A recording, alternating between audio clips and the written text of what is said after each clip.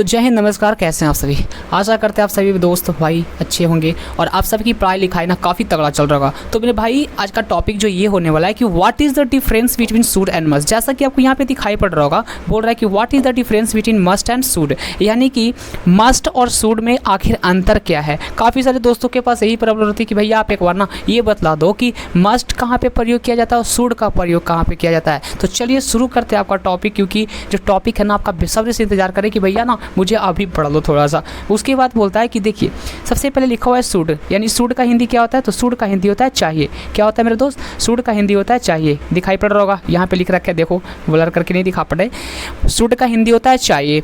और शुड का प्रयोग ध्यान दीजिएगा, यहाँ पे लिख रखा है कि शुड का प्रयोग ऐसे ही साधारण बोलचाल में, सलाह या तो फिर उपदेश के लिए किया जाता है। जैसे कैसे बोलोगे कि तुम्हें खाना चाहिए, तुम्हें पढ़ना चाहिए, तुम्हें जाना चाहिए, ये डायरेक्ट लग रहा है, इसमें लाइन लग रहा है कि कोई प्रेशर हमको डाल रहा है, ठीक है। उसके बाद आपका बोलता है देखिए शुड और मस्ट में ना एक ही प्रकार की थोड़ा सा ही अंतर है, बस थोड़ा सा। कैसे? वो तो आगे चलेंगे तो पता ही चल जाएगा कि शुड और मस्ट में थोड़ा सा ही अंतर है। लेकिन उससे पहले शुड के बारे में माशाल्लाह ख़त्म कर लें। आशा करते हैं समझ में आएगा वीडियो, हाँ, लेकिन अंत तक जरूर देखिएगा।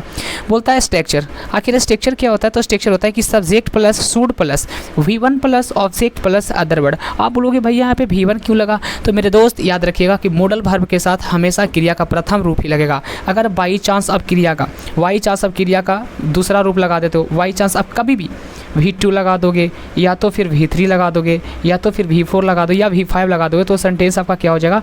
बिल्कुल वो सेंटेंस आपकी क्या हो जाएगी? गलत हो जाएगी। तो ये बात को अपने माइंड में सेट रखिएगा। उसके बाद आता है आपका मस्ट का प्रयोग। दिखाई पड़ रहा होगा, है ना मस्ट।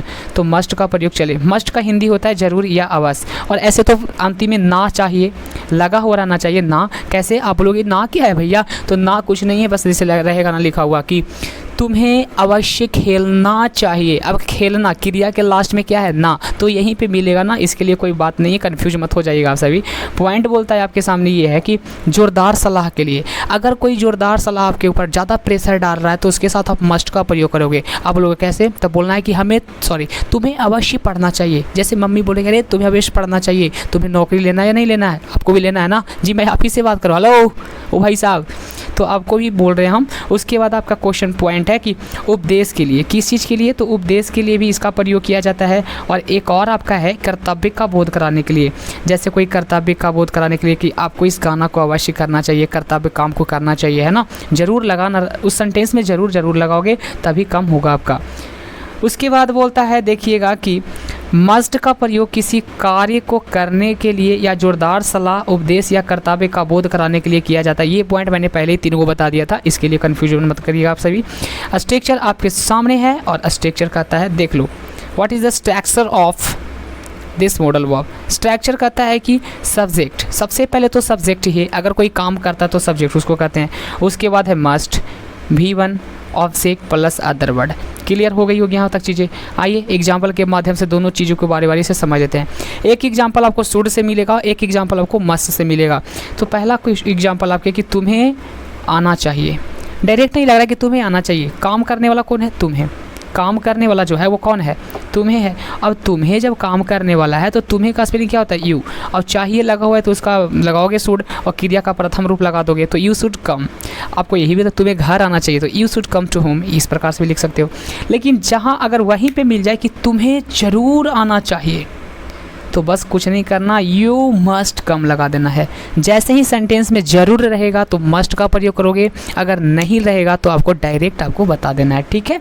उसके बाद जो अगला क्वेश्चन है देखना, सारा का सारा क्वेश्चन आपके लिए है, अब बना भी सकते हो। उसे सोना चाहिए तो he should sleep, he should sleep. उसके बाद है मुझे, उसे ज़रूर सोना चाहिए तो ही मस्ट स्लीप। दिखाई पड़ रहा होगा आप सही भाई को, है ना। उसके बाद है कि तुम्हें अवश्य सोना चाहिए तो यू मस्ट स्लीप। एक और एग्जाम्पल, 2-3 एग्जाम्पल और है आप सभी के सामने कि हमें अवश्य रोज़ फल खाना चाहिए, हमें अवश्य रोज़ फल खाना चाहिए। तो कहता है कि we must eat fruits daily.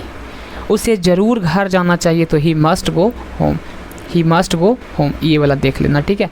तो आशा करते हैं वीडियो पसंद आई होगी, तो एक बार सभी चैनल को सब्सक्राइब कर लीजिएगा और अच्छा लगा तो सेशन को लाइक कर दीजिएगा, हाँ।